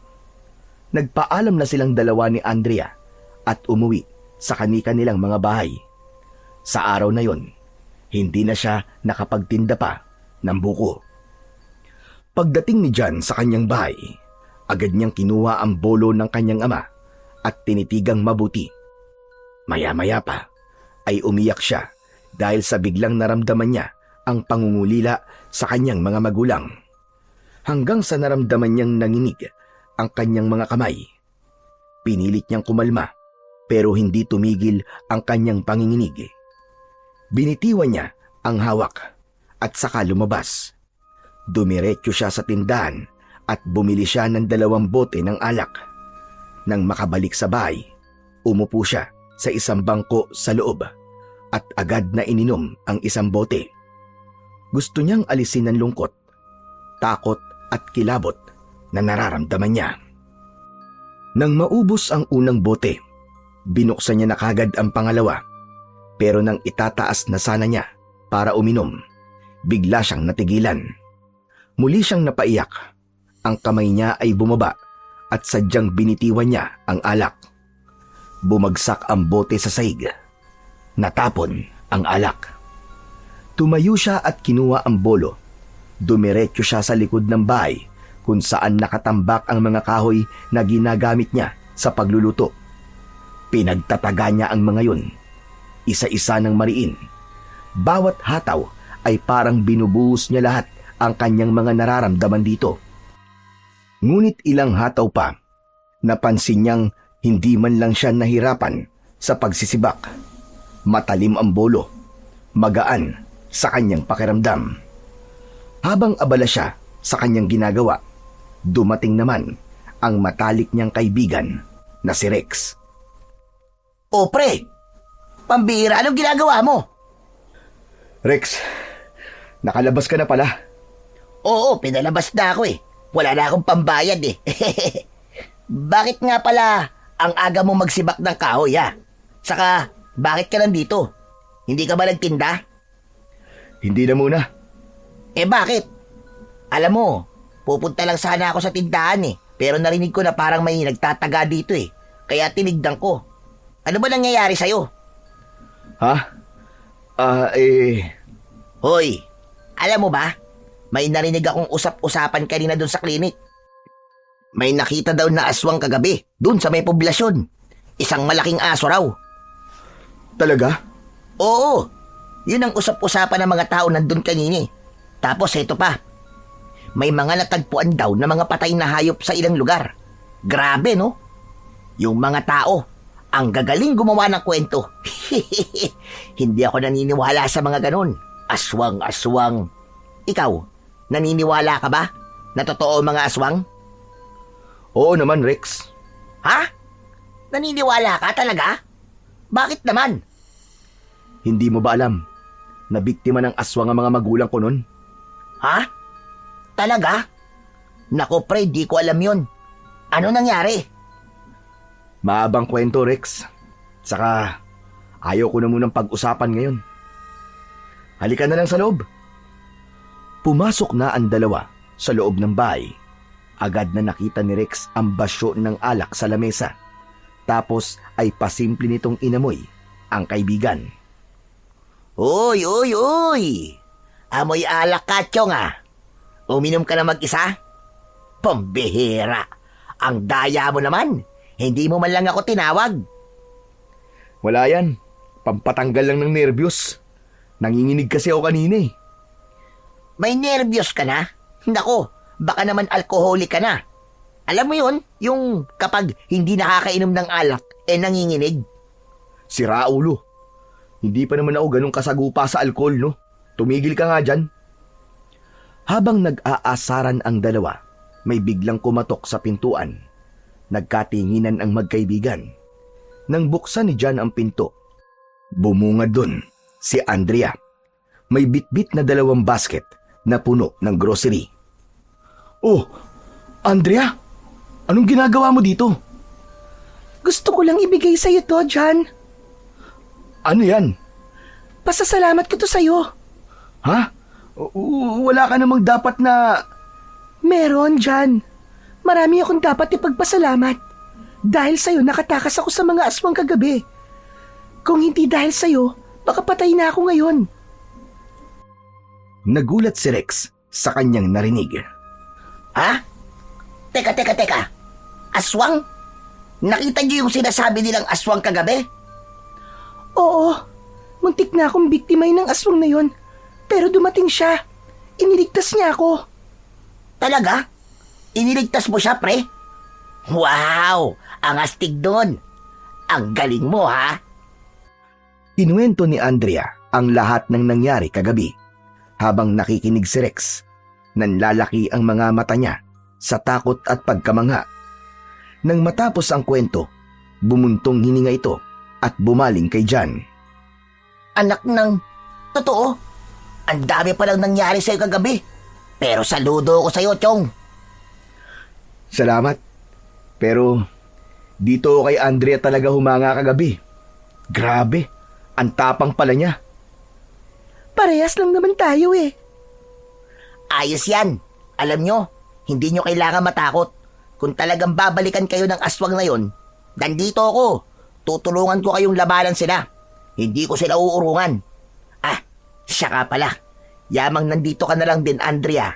Gusto mo bang magmerienda? Sandali at kukuha lang ako sa tindahan. Naku, wag na. Wag ka na magkabala, hindi na kailangan. Aalis din kasi ako kagad. Papasok pa kasi ako sa munisipyo eh. Gusto ko lang talagang iabot tong pasasalamat ko kay John. O sige na. Aalis na ako. Sige, mag-iingat ka, Andrea. Ano bang oras ang labas mo mamaya? Sunduin kita tapos ihatid ka namin sa inyo. Naku, wala ka nang dapat alalahanin. Sila mama at papa, sinabi nila na susunduin daw nila ako. Ganun ba? Sige. Umalis na si Andrea, pero bago umalis, nag-iwan siya ng isang matamis na ngiti kay John. Nang mawala sa paningin ang dalaga, bumuntong hininga ang binata at maya-maya pa, napangiti na rin siya ng konti. Hoy! Aba, anong ngiti yan, ha? Baliw, ano sinasabi mo? Uy, wag ka lang magkaila. Kinikilig ka, pre. Akala mo di ko pansin? Halos manigas ka na kanina dyan sa kinatatayuan mo nang makita mo palang si Andrea. Grabe ha, hindi ko akalain na mabilis ka naman palang dumiskarte. Galing mo, Chong, bilib ako sa'yo. Ikaw pa talaga ang binibigyan ng regalo. Manahimik ka nga dyan. Nagpapasalamat lang naman yung tao eh. Sus, nagkukunwari ka pa. Kunwari, di mo ramdam. Alam kong alam mo na, malakas din ang tama sa'yo ni Andrea. Uy, crush siya ng crush niya. Sana all. Sana all, sana all. Huwag kang ganyan. Baka marinig niya eh. Nakakahiya. Saka, huwag mong bigyan ng mali siya yun. Ay nako, isasanla ko buong pamilya ko, pre. Pustahan tayo. Siguradong may gusto rin sa'yo si Anding. Ikaw ang lakas mo talagang mang-asar, no? Totoo naman kasi yun eh. Nakita mo ba yung ngiti niya kanina? Kinikilig din yun sa'yo kanina, pre. Baliw ka. Wala yun. Ninitian lang ako ng tao eh. Yun na nga eh. Pero alam mo, boto ko doon para sa'yo. Ang ganda na, ang bait pa. Baliw ka talaga. At sa palagay mo, magugustuhan talaga ako nun? Oh, di naman masamang mangarap, di ba? Saka pre, sa dami ng mga nangyari sa buhay natin ngayon, mas okay na may dahilan ka para gumiti paminsan-minsan. Oo nga eh. Sige na nga. Ang dami mo sinasabi. O ano, hindi ka ba magse-celebrate? Wala bang painom ngayon? Shot puno? Ano? Kapal talaga ng mukha mo eh, no? Sinimot mo na nga lahat ng pera ko, inom pa rin ang nasa utak mo. Wala na akong pera. Puhunan na lang meron ako dito eh. Di yung pwedeng galawin. Magpahinga ka na nga. Galit na galit ah. O sige na, binibiro ka lang naman eh. Baka sakali lang naman na lumusot. Pero Chong, mula ngayon, kasama mo na ako. Hindi lang dun sa bantanong aswang, pati dyan sa ligawan. Sasamahan kita hanggang mapasagot mo si Andrea. Natawa na lang si John sa pang-aasar at sa dami ng sinasabi ng kanyang matalik na kaibigan. Hindi nga siya iniwan ni Rex at pagdating ng madaling araw, dalawa na silang naghanda. Balik na si John sa dati niyang routine. Bumangon sila, naglakad sa kalsada, papuntang poblasyon para mamili ng buko sa mga suking biyahero. Madilim-dilim pa ng mga oras na yon. Ayaw na sanang pasamahin ni John ang kaibigan niya, pero ito ang nagpumilit kahit na may injury pa ito sa braso mula sa aksidente sa construction site. Habang naglalakad ang dalawa, may kakaibang presensya silang naramdaman. Parang may nagmamatsyag at sumusunod sa kanilang paglalakad. Chong, may nararamdaman akong kakaiba. Maging alerto ka. Nako, ito na ba yun? Talaga bang may aswang, Chong? Anong itsura nila? Ayan oh, mga mukhang aso. Biglang may sumulpot na 2 asong aswang sa dilim. Humigpit ang hawak ni Jan sa bolo. Anak ng... Totoo ga! Ang laki naman yun, pre! May mga aswang nga! Huwag kang maingay. Diyan ka lang. Huwag kang basta-basta gagalaw, Rex. Pre, natatakot ako. Anong gagawin natin? Ano ba? Akala ko ba magkasama nating haharapin to? Ano nangyari? Pre, sa umaangil na aso nga takot na ako eh. Diyan pa kaya? Aswang yan? Huwag kang matakot, nandito ako. Nandito na tayo eh. Kailangan nating lumaban. Kundi, gagawin tayong merienda ng mga yan. Umangil ng mas malakas ang 2 aswang. Bumuelo para sumugod. Jan, pag hindi ako nakaligtas, quits na tayo sa utang ko sa'yo ha. Huwag mong sisigilin ang nanay ko. Walang pambayad yon. Ang lakas ng tama mo. Manahimik ka na nga lang. Sumigaw si Jan. Itinaas niya ang kanyang kamay na may hawak sa bolo. Sige! Sumugod kayo! Akala niyo matatakot ako? Sige! Sugod! Diyos ko po, tulungan niyo po kami. Apo San Jose, Ave Maria, Santo Papa, lahat ng mga santo. Ay, Diyos ko, sino pa ba pwede kong tawaging santo? Sumugod ang aswang ng mabilis. Ang mga mata nila ay nanlilisik. Naglalaway ang kanilang mga bibig. Nakalabas ang kanilang mga pangil na handang-handa ng kumagat. Si Jan, buong-buo ang loob na harapin sila. Mas hinigpitan pa nito ang hawak niya sa kanyang sandata. Nang kumabig ang unang aswang sa kanyang direksyon, mabilis siyang bumuelta pakaliwa, dahilan para hindi siya matamaan ng mga matutulis na kuko ng aswang. Nang makitang hindi siya natamaan ng halimaw, agad niyang inihakbang ang kaliwang paa para muling makabuelo. Saka binigwasan ng malakas sa tagiliran ang aswang na malapit sa kanya. Ano ha? Ano? Laban! Tinamaan ng aswang. Sumadsadto kagad sa lupa. Nang makabawi ito at takmang susugod muli, muling tinaga ito ni Jan. Bumaon ang talim sa laman. Bumagsak ang aswang sa damuhan. Sumigaw ang aswang dahil sa labis na sakit. Bumuelo si Jan at tinaga ang batok ng halimaw ng sunod-sunod. Sumirit ang maitim at malagkit na dugo sa damuhan. Hindi niya ito tinantanan hanggang sa hindi humihiwalay ang ulo nito sa katawan. Grabe! Ang galing mo, pre! Imba ka! Para kang action star! Walang action star dito, pre. Totoong buhay to. Buhay nating 2 pinaglalaban ko dito. Biglang lumaki ang mga mata ni Jan nang mapansin ang aninong gumagalaw sa likod ni Rex. Isang aswang ang dahan-dahang lumalapit mula sa damuhan, nakayuko at handang umatake. Ang matutulis nitong mga kuko ay halos dumampi na sa likod ni Rex. Ang mukha ng halimaw ay nakangiwi, parang gigil na gigil sa laman. Rex! Sa likod mo! Dahil sa injury nito sa kamay, sa takot at pagkabigla, hindi agad nakakilos si Rex. Nang biglang sasalakayin ang kaibigan, parang bumagal ang oras sa paningin ni Jan. Hindi na siya naghintay pa. Agad siyang kumilos. Mabilis at buong lakas. Parang sumabog ang lahat ng galit sa katawan niya. 2 hakbang lang ang pagitan nila ni Rex. At sa 3 hakbang, buong tapang niyang hinarap ang halimaw. Huwag mong gagalawin ang kaibigan ko! Hiya! Mabilis na umikot si Jan. Inundayan niya ng taga ang gilid ng ulo ng aswang. Bago pa man ito mahawakan si Rex. Agad na bumagsak sa lupa ang aswang. Nakangiwi at bumubula ang bibig. Pero hindi pa doon nagtapos si Jan. Walang pag-aalinlangang muli niyang iniangat ang bolo. Akmang tatagain ulit ito, pero bigla siyang natigilan nang umalulong ito ng malakas. Para bang nagtatawag pa ng mga kakampi. Ngunit pagkatapos nun, hindi na siya nagdalawang isip. Inundayan ni Jan ng buong lakas ang bolo sa gilid ng ulo ng aswang. Bago pa man ito mahawakan si Rex, tumama ito sa halimaw at agad itong bumagsak sa lupa. Nakangiwi sa sakit at bumubula ang bibig. Pero hindi pa doon natapos si John.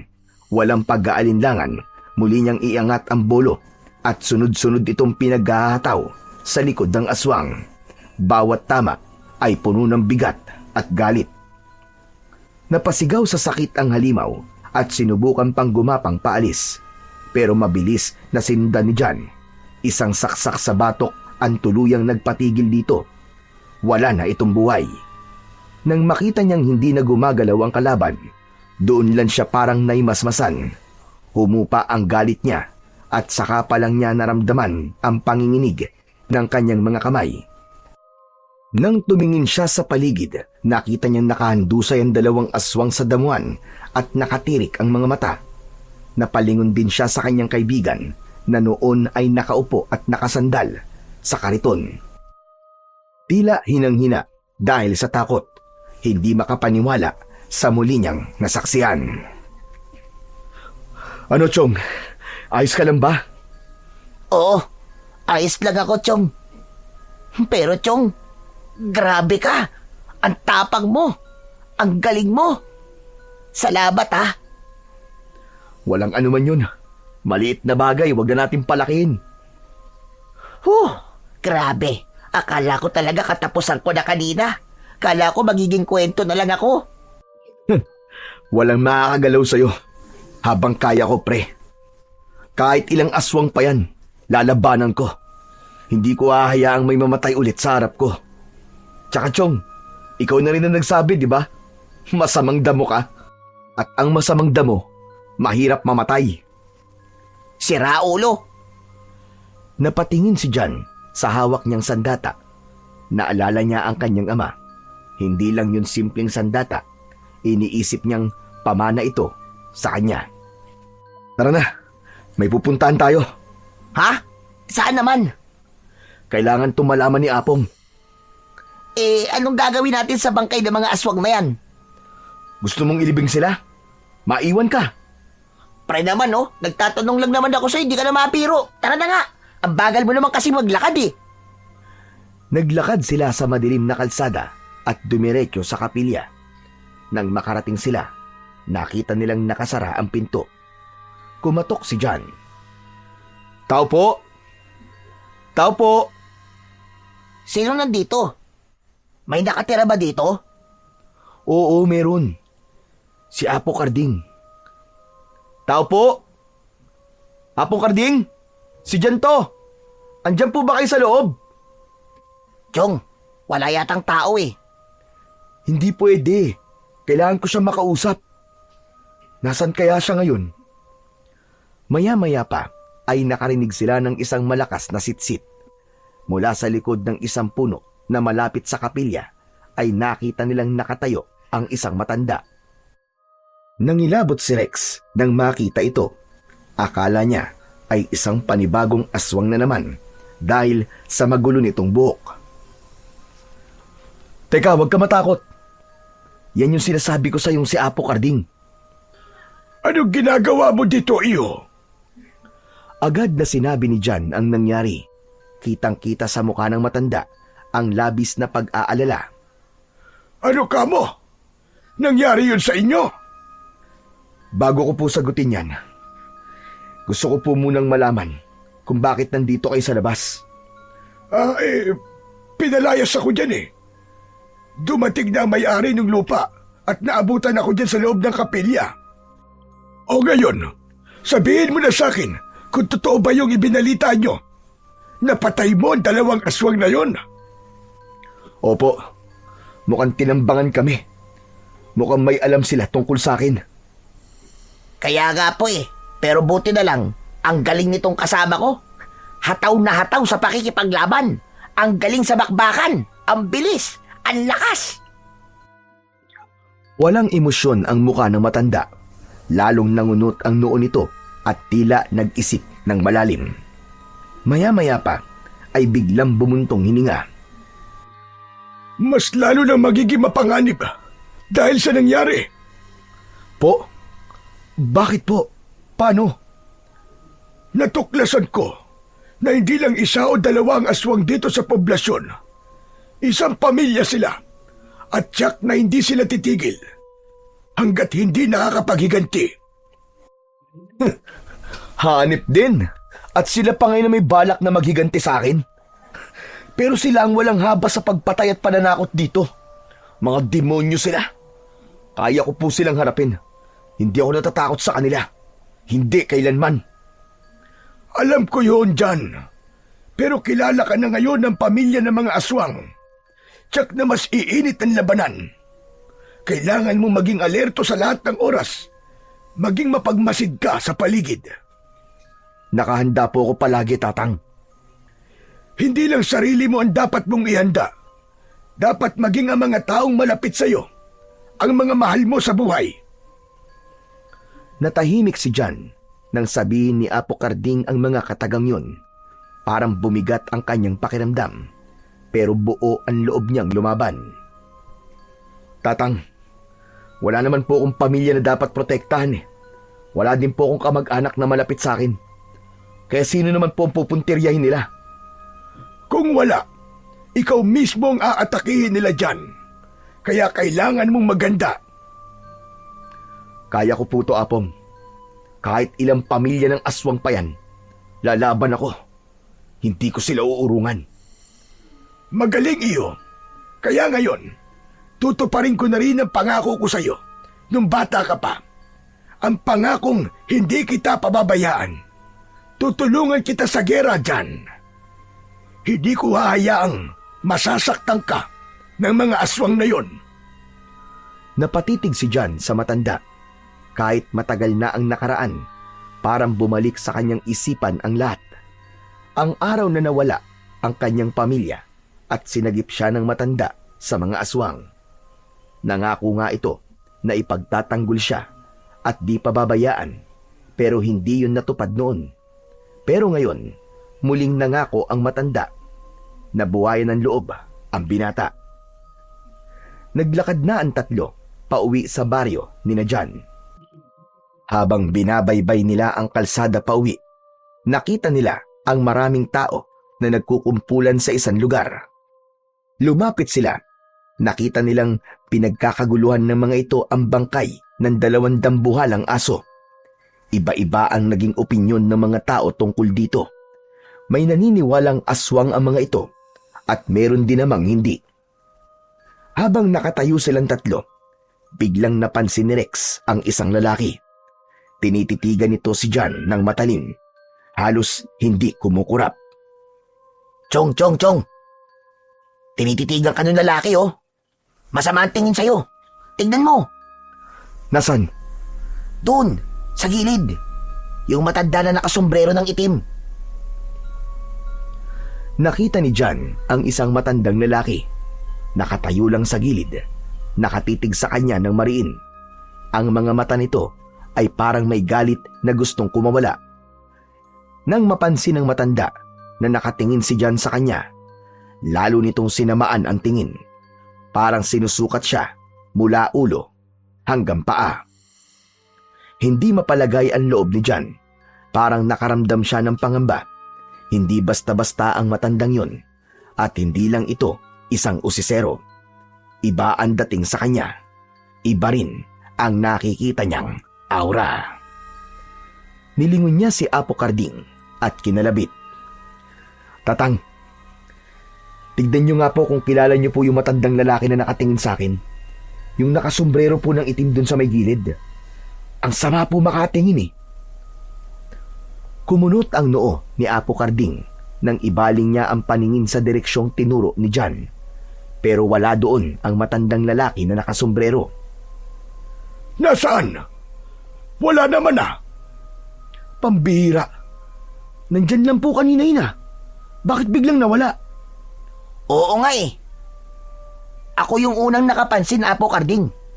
Hala, teka, ano yun, multo? Nawawalang parang bula? Ilang saglit na nanahimik ang matanda, saka bumuntong hininga. Mag-iingat ka dyan. Kung sino man yun, malamang na may masama na siyang balak sa'yo. Napatango si John. Alam na niya na sigurado na ang pagdating ng isang panganib. Pre, baka sundan tayo dun sa bahay mo.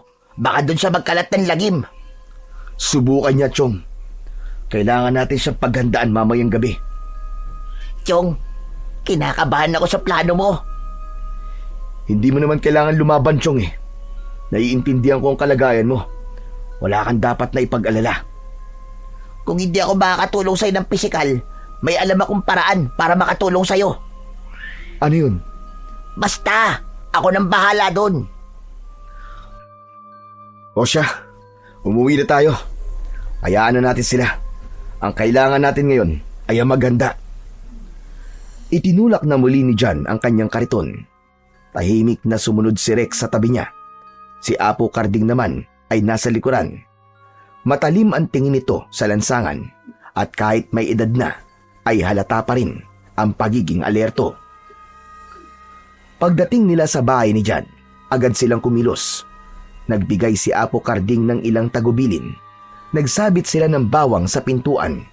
Naglagay ng asin sa mga sulok at inihanda ang mga sandata sa mesa. Ang bolo ni John ay pinakintab at hinasa. Si Apo Karding ay naglalagay ng ilang bitag sa paligid ng bakuran. May mga sanga at tinik na inilagay sa mga pwedeng pagdaanan.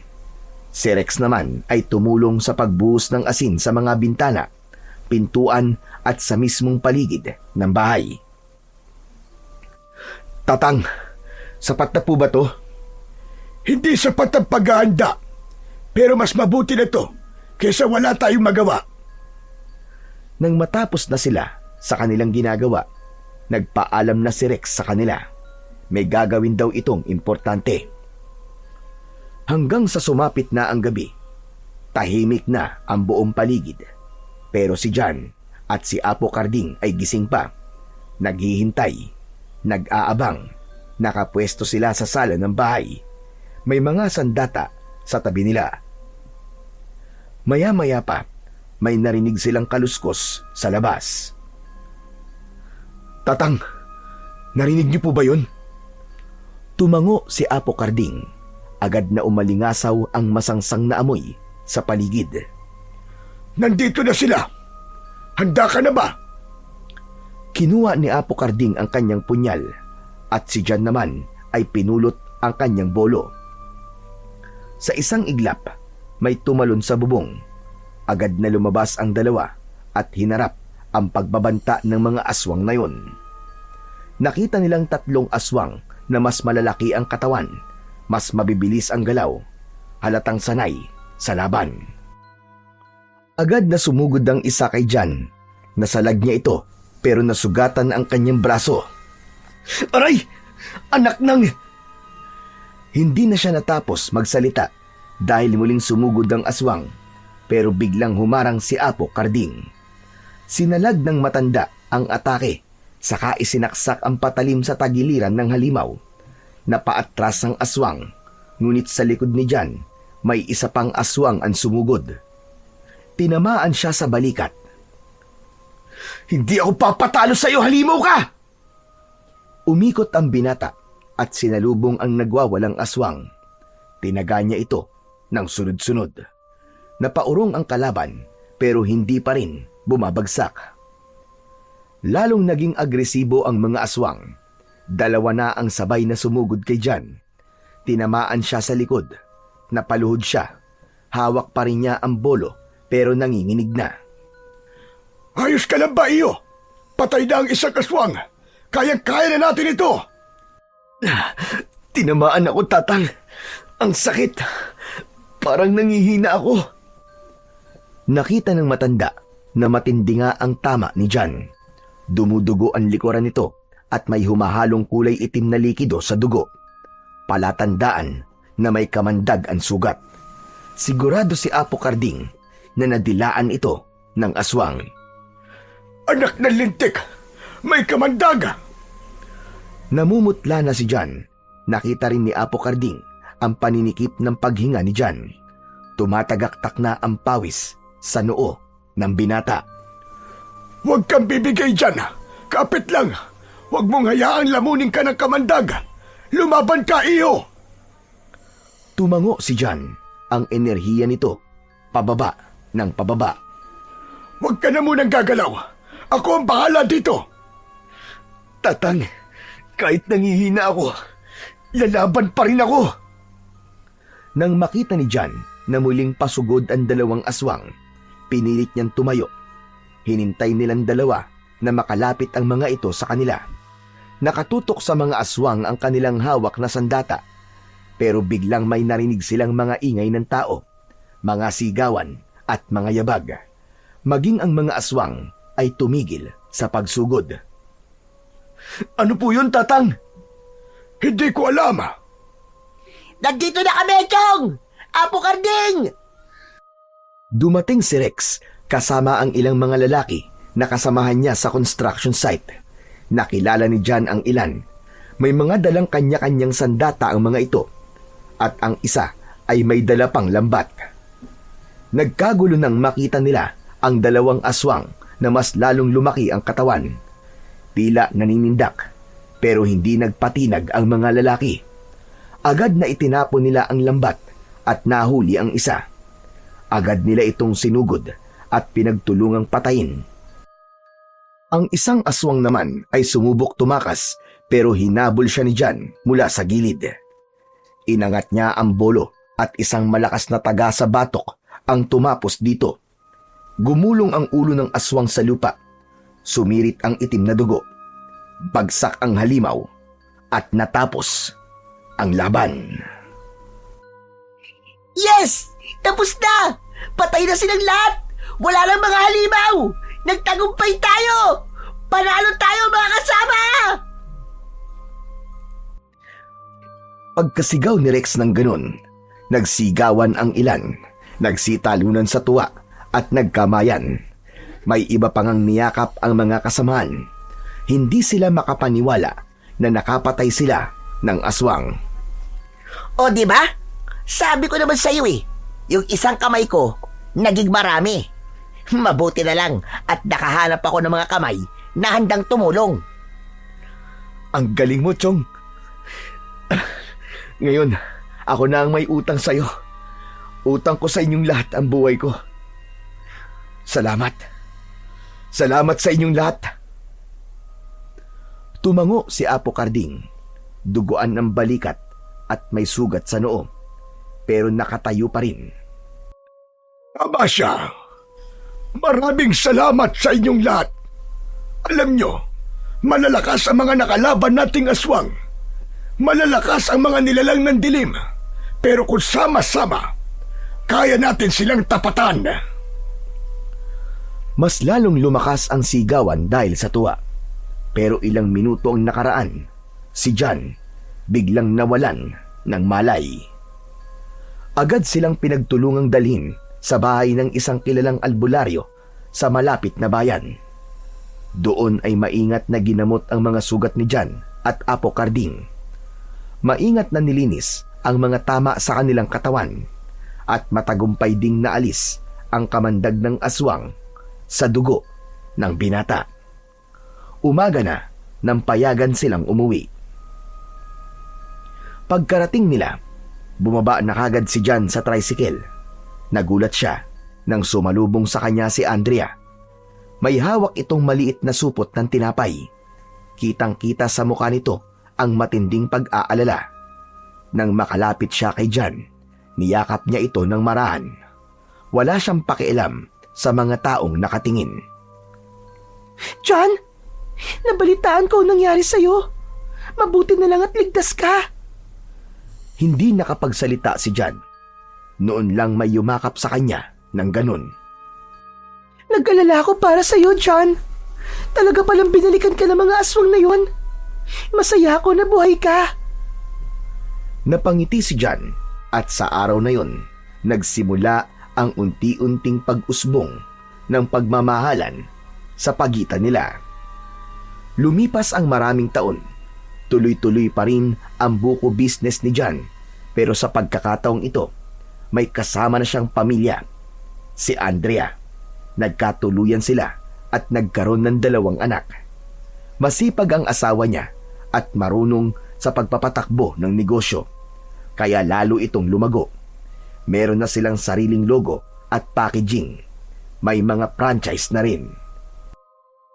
Ang pangalan ng kanilang negosyo ay Buko ni Jan, na naging kilala sa buong bayan at karatig lugar bilang isa sa pinakamasarap na buko juice.